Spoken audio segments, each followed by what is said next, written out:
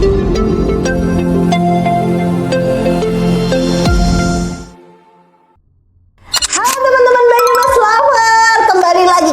Jam OTW Studio Kejawan KM1 Banyumas. Kali ini versi inspirasi dari lapangan ceritanya Mbak Indah, penyuluh KB yang selalu semangat. Wah, ini jarang banget nih teman-teman. Sesemangat-semangatnya orang biasanya tuh ada turunnya, dan Mbak Indah tuh selalu terlihat stabil banget. Ibaratnya ya, performanya itu selalu di atas rata-rata. Wow! Jadi kita harus gali teman-teman, apa penyebabnya Mbak Iin bisa sampai seperti itu. Apalagi nih guys, habis juara 2 dan kampung KB-nya top banget. Khusus untuk kampung KB-nya kita bahas di postingan yang lain ya. Dan selamat, kalau sekarang selamat siang Mbak Iin. Selamat siang Mbak Mulan. Wih, beda kan suaranya? Beda ya, tahu lah ya penyiar nih, beda banget suaranya. Mbak In, nih ngomong-ngomong nih, ini langsung to the point aja nih Mbak Oke. In. Hilang lagi Mbak In. Oke, sebentar, ketemu. Mbak In, Ya. ini kan dikenal selalu semangat, ceria, baik di lapangan maupun saat siaran radio. Alhamdulillah. Apa sih rahasianya menjaga energi dan semangat kerja di tengah jadwal yang padat? Apalagi Mbak In, ini satu kecamatan cuma 2 penyuluh KB loh. Iya Mbak. Bener, cuma 2 penyuluh KB, 21 desa. Wih, ngeri kan? 10 desa sendirian. Jadi apa rahasianya biar energinya stabil terus? Ya, rahasianya apa ya? Sebenarnya nggak ada rahasia khusus sih. Jamu, yang pastinya, kalau jamu kunir asem. Kalau rahasianya penting satu, selalu bersyukur. Bersyukur kita ada di posisi sekarang ini. Ya, itu yang pertama. Wah. Karena kalau kita udah bersyukur, pasti semuanya akan terasa menyenangkan. Itu yang pertama. Yang pertama Ya, syukur. kemudian yang kedua, dibikin happy aja karena kita ada di lingkungan yang ketemu dengan banyak orang. Iya tuh. Ya, ya. Nah, justru banyak orang itu yang justru akan membuat kita jadi lebih semangat lagi. Nah, ya, terus juga kalau misalnya kita di lapangan, nah, nggak cuma ketemu banyak orang, tapi yang lebih bikin kita semangat lagi itu kita bertemu dengan berbagai macam karakter orang. Nah, yang semuanya orang-orang yang kita temui di lapangan itu semuanya pasti memberikan pembelajaran untuk kita. Ya, jadi itu yang selalu bikin kita semangat. Kalau saya pergi ke sana, pasti saya akan menemukan sesuatu di sana. Ini jadi yang harus kita bangun itu seperti itu dulu. Jadi semangatnya tuh muncul dari situ semangatnya. Semangat tuh, bersyukur, selalu lihat dari sisi yang positif gitu. Betul sekali, vibes-nya harus positif. Ngomong-ngomong nih, karena sering ketemu dengan banyak orang nih Mbak In ya. Sering ketemu dengan banyak orang, pasti kan karakternya beda-beda ya. Pendekatannya pasti beda-beda. Jelas. Gimana sih cara jalin komunikasi dengan banyak orang itu? Ya, jadi cara bikin komunikasinya kita berusaha menjadi orang yang ada di wilayah tersebut. Kalau misalnya kita ada di wilayah Ampel Sari, kita berusaha menjadi orang Ampel Sari. Begitu, menjiwai. Jadi kita harus menyesuaikan. Meskipun itu tidak mudah ya, tapi kemudian yang selanjutnya adalah bahwa jangan menjadikan semua itu beban. Weh. Ya, jadi dibikin enak aja, dibikin enjoy aja seperti itu. Saringan itu ya bisa ya. Enjoy aja nggak. Yang pastinya kan kita tidak sendiri. Kita kan punya tim, kita punya teman, kita punya bahkan orang yang tadinya tidak bukan siapa-siapa kita bisa menjadi saudara kita. Jadi itu yang membuat kita harus ringan, enjoy aja, gitu. Tuh gimana tuh caranya Mbak In bisa ngerasa senang, merasa enjoy dengan posisi keadaan pekerjaan sekarang ini? Betul, yang pertama adalah bahwa saya mencintai pekerjaan saya.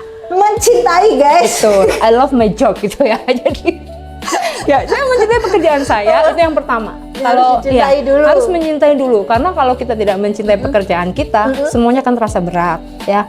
Kita mencintai pekerjaan kita, kemudian kita juga membayangkan orang-orang yang mungkin saat ini sedang sulit mencari kerja.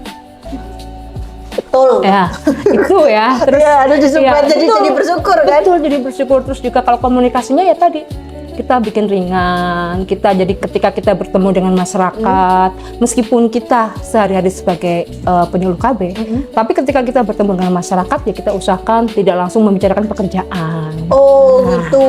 Betul. Walaupun harus profesional tapi nggak harus tiba-tiba gitu ya. Tidak harus tiba-tiba begitu ya, tapi kita ketemu dulu ya, mungkin ketemu orang di jalan, kita sapa. Jalin hubungan gitu. Jalin hubungan dulu. Ya, bertemu mungkin karena kita kan punya program sasarannya kan ada lansia, ada remaja, kemudian juga ada keluarga yang punya balita.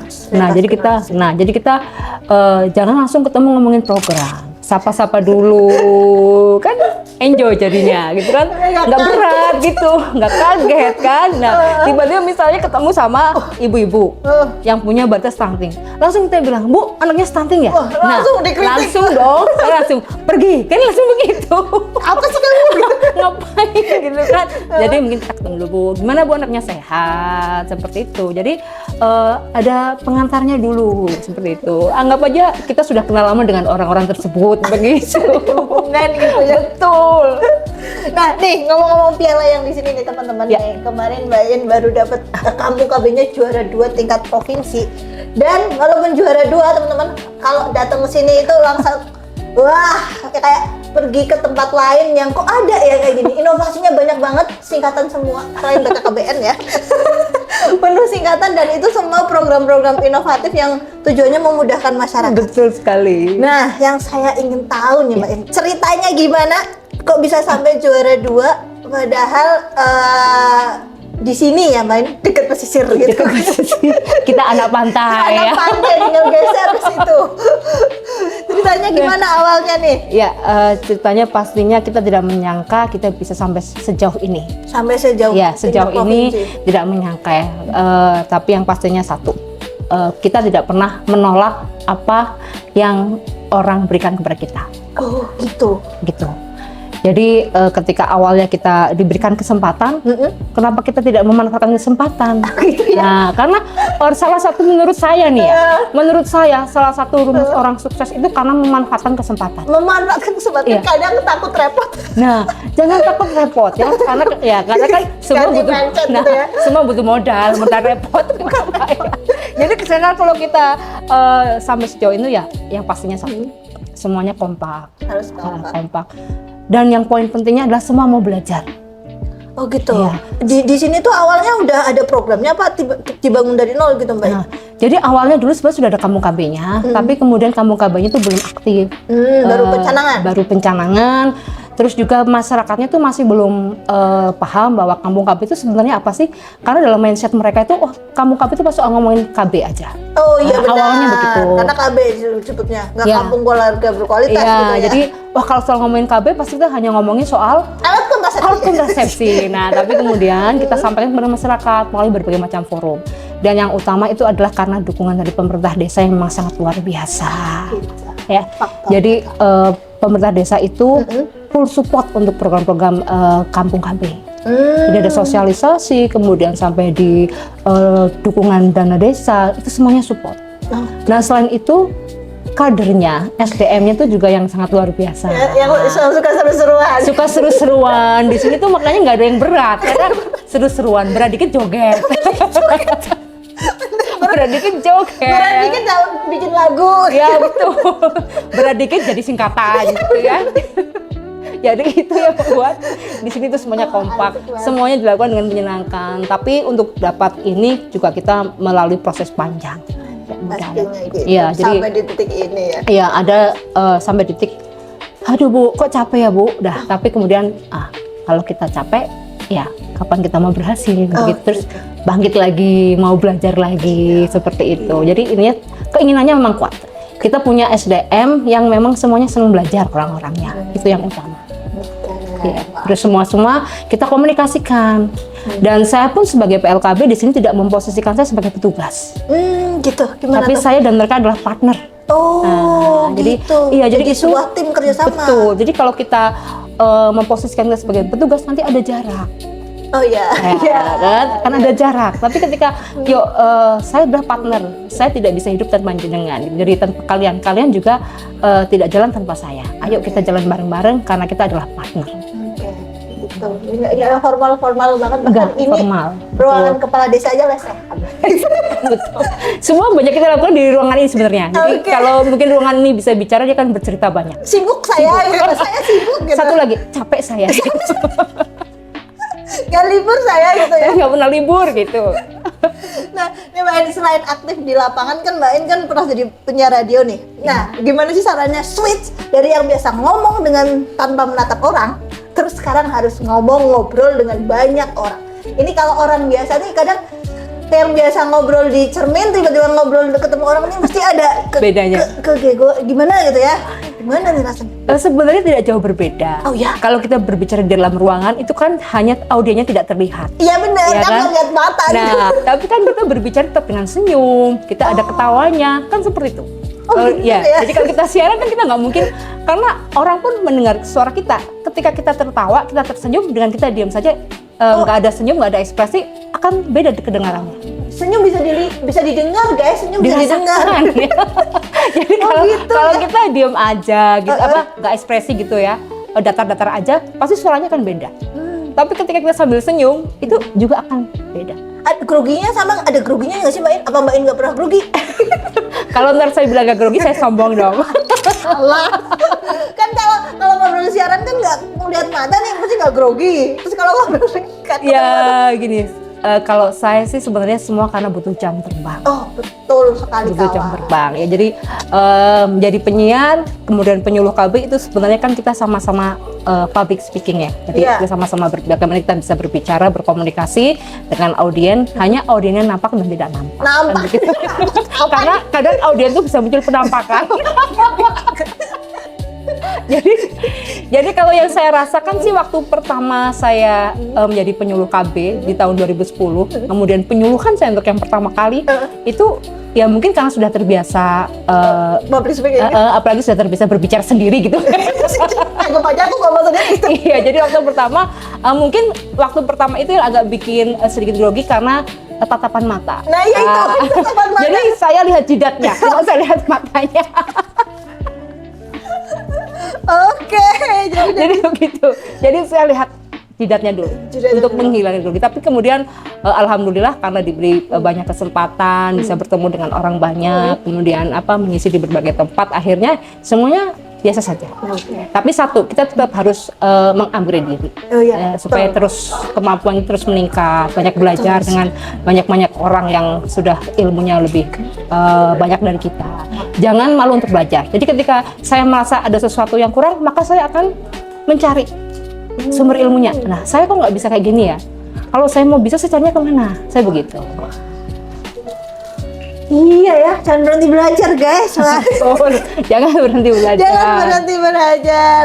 Dan Mbak In nggak pernah capek? Apa pernah capek? Kalau saya Momen katakan capek tidak gitu. capek ya pasti ada capeknya ya. Kapan? Karena kita kan manusia biasa. Oke. Kita bukan Power Rangers ya. Bukan juga Ranger Pink gitu ya. Jadi kalau capek pasti ada capeknya. Terus kalau lagi capek gimana? Apa yang Mbak In lakukan? Kalau lagi capek ya sama seperti orang lain pada umumnya ya, istirahat dulu ya. Istirahat. Mungkin kita lakukan kegiatan-kegiatan yang me time. Oh, aku Seperti banget itu, gitu ya, tanpa gangguan. Betul. Misalnya baca buku, atau karena saya dekat pantai, ke pantai dulu, nikmati sunrise, sunset, begitu. Jadi yang perlu saya garis bawahi, Mbak In pernah capek ya? Oh, pernah dong. Pernah dong. Apakah tahu caranya supaya tidak capek? Boleh dibocorkan. Cuman nggak kelihatan karena ternyata ada jeda buat istirahat. Betul, tapi kan kita juga kadang bisa 1 bulan full tidak istirahat bisa, karena kebetulan di Sabtu Minggu mungkin kita ada undangan. Kita kan tetap harus berangkat karena kita kan orang lapangan. Oh, betul. Jam Jadi, kerjanya lain ya? Jam kerjanya beda. Jadi harus siap kapanpun kita di Makan malam-malam juga ya? malam-malam juga. Ini juga bahkan di wilayah binaan saya ini di Desa Ampelsari ini juga rencananya bakal ada acara malam juga ini besok nih. Agustusan guys. Iya, mesti malam-malam tuh. Ya, Dan selama jadi penyuluh Mbak In, Betul. momen yang paling berkesan atau yang Mbak In belum lupain gitu lah sampai sekarang. iya. Momen saya yang paling berkesan adalah ketemu dengan Pak Jokowi. Wih, kapan itu kapan? Ya, itu tahun 2015. Waktu saya ikut kegiatan penyuluh KB Teladan Nasional, itu saya ketemu dengan Pak Jokowi di Istana Bogor. Wih, Ya. Kemudian saya bisa ikut upacara 17 Agustus juga di istana. Ya, itu yang momen tidak terlupakan untuk saya. Mungkin kalau saya tidak jadi penyuluh KB, saya tidak ketemu dengan Pak Presiden. wah, Itulah kenapa makanya saya so proud jadi bagian dari penyuluh KB. benar. Walaupun di Begitu. kecamatan Itu, walaupun di pinggir pantai, saya tetap enjoy. walaupun di pinggir pantai, benar banget. Dan Mbak In, koordinasi dengan banyak pihak kan kadang bisa bikin pusing ya. Main kan dengan lintas sektor gitu ya, dari tingkat kabupaten, pusat tuh sampai kecamatan kan ya. Betul sekali. Nah ini kan, ada tips nggak untuk teman-teman penyuluh lain supaya tetap enjoy dan berjuang terus? Satu, kita tidak boleh menutup diri. Nah, jadi dengan siapapun kita harus mau menjalin komunikasi. Dengan lintas sektor itu kan yang utama kan bagaimana kita bisa membangun komunikasi. Ya, jadi kalau ketemu dengan lintas sektor, saya biasanya sampaikan program apa adanya. Iya, apa adanya. Jadi jangan kemudian ada yang kita buat-buat. Apa adanya saja. Yang ori-ori aja, karena yang KW itu nggak enak. Jadi sampaikan saja dengan semua kegiatan itu. Saya sampaikan, karena saya di wilayah kecamatan, semua kegiatan saya sampaikan ke Pak Camat. Ada yang sekiranya saya butuh arahan, saya minta arahan. Seperti itu. Apa adanya Betul. saja. Terus apa yang saya butuhkan, kalau mungkin di lintas sektor lain ada, saya sampaikan. Nah, betul. Bukan kita tidak mandiri, tidak, tapi untuk mencapai sesuatu yang hasilnya maksimal, kita kan butuh orang lain. Butuh kolaborasi, guys. Betul. Jadi saya selalu mencoba untuk mengkomunikasikan semua hal dengan berbagai pihak. Nah, jangan malu bertanya berarti Pak. Betul, jangan kalau tanya bingung ya tanya. Tanya, betul. Jadi kalau bingung tanya, nggak usah gengsi. Nggak usah gengsi guys. Bayin aja masih mau tanya coba. Tanya. Jadi iya betul. Jadi kalau kita nggak tahu, kita tanya dong gitu. Tanya aja, bingung juga tanya, lupa juga tanya. Ya. Betul sekali. Kan manusiawi ya Mbak Ida. Dan juga apa ya, kalau dengan lintas sektor itu kan kita kan menggandeng mereka. Kita menggandeng, kalau kita pengen digandeng ya kita harus menggandeng, gitu. Ya, jadi jangan terus kita semua kita lakukan sendiri, tidak. Tapi kita selalu butuh banyak pihak. Hebat tuh nggak sendirian, hebat tuh nggak menyelesaikan sendirian. Selalu butuh orang-orang di belakang layar. Nah, dari semua ini yang Mbak Iin sudah capek, masih ada nggak PR yang sampai saat ini Mbak Iin tuh perjuangkan? Sampai saat ini tentu saja masih ya, saya masih kepengin saya semua teman-teman PLKB saya itu pengen semuanya, kalau misalnya karena kan selama ini kita kadang yang menjadi satu masalah satunya adalah uji kompetensi. Oh iya benar ya. Nggak cuman nah, saya masih punya keinginan bagaimana agar teman-teman semua PLKB di seluruh Indonesia kalau misalnya ikut uji kompetensi itu bagaimana caranya mereka biar gampang lulusnya gitu. Selain dari gitu ya. selain dari usahanya sendiri, ya mungkin juga ada bagaimana supaya teman-teman ini lebih diberikan cara-cara atau kemudahan dalam uji kompetensi, karena masih banyak teman-teman yang merasakan bahwa uji kompetensi ini sesuatu yang menakutkan gitu, tapi uji terus ya. susahnya. Tapi saya masih ada keinginan pengen teman-teman itu gimana caranya supaya teman-teman ini bisa dengan mudah untuk lulus uji kompetensi. Itu saja yang saya ingin. Terus kemudian juga bagaimana kemudian kita di desa itu bisa selalu memberikan pelayanan yang baik, karena terus terang saya dengan 2 orang personil di Balai KB, 2 penyuluh KB dengan 21 desa, itu kadang kita waktunya kan sangat-sangat kurang. Jadi saya punya keinginan bagaimana supaya berapapun desanya, meskipun terkesan mustahil ya, tapi saya punya keinginan bagaimana ya supaya saya bisa melayani semua yang ada di wilayah binaan seperti itu. Betul. Ya, karena ketika kita sampai di desa, orang di situ tahu aja kita sebagai penyuluh KB, itu rasanya sudah sangat luar biasa. Wah, bisa dikenal ya. Itu sudah sangat luar biasa. Mantap. Apalagi kita bisa hadir gitu ya. Hadir, kemudian kita bisa berkunjung, ikut berpartisipasi di sana gitu kita ya. bisa beramah tamah. Itu kepengennya semua wilayah binaan kita bisa melayani seperti itu. Tapi terkadang waktu, kemudian juga berbagai macam kegiatan kondisi yang tapi kita alhamdulillah, karena kalau di wilayah saya sih kebetulan tidak wilayah yang secara geografis sulit ya. Tapi kadang saya juga membayangkan untuk teman-teman yang dengan wilayah geografis yang mungkin pegunungan itu kepulauan gitu ya. Kepulauan itu saya rasa effortnya jauh luar biasa. Itulah yang membuat saya lebih ternyata saya itu diberikan kemudahan yang lebih. Makanya saya berharap teman-teman yang di luar sana pun bisa merasakan kemudahan yang kita rasakan di sini. Bagaimana? Seperti itu. Walaupun desa binanya berapapun, tetap bisa enjoy gitu. Betul. Dan terakhir nih Mbak, Oke. buat teman-teman penyuluh KB yang muda nih, yang baru bergabung gitu kan, ada kan sempat lama nggak ada rekrutmen kan. Nah, mereka baru terjun ke dunia pemberdayaan masyarakat. Apa pesan Mbak In agar mereka tetap percaya diri, konsisten, bangga menjadi penyuluh KBM? Satu, yang pertama, tetap bersyukur. Itu yang paling penting. Kemudian yang kedua adalah mencintai pekerjaan. Mohon maaf, jangan mau tukinya aja. Jangan mau gajinya aja ya. Nah, tapi kalau mau tukinya, mau gajinya, mau pekerjaannya. Lakukan semua dengan jujur. Ya, itu yang utama. Oke. Terus juga kalau yang masih muda-muda, ayo terus upgrade kemampuannya. Jangan, kalau mungkin kita merasa kita punya potensi lebih, kenapa enggak? Dimaksimalkan. Dimaksimalkan. Masih muda itu waktunya masih banyak, kesempatannya juga masih banyak. Tapi saya juga selalu dengan teman-teman PLKB yang muda-muda sangat luar biasa kreativitasnya, tapi akan lebih luar biasa lagi ketika main di lapangan bisa diterapkan. Wah, benar, beda generasi soalnya ya.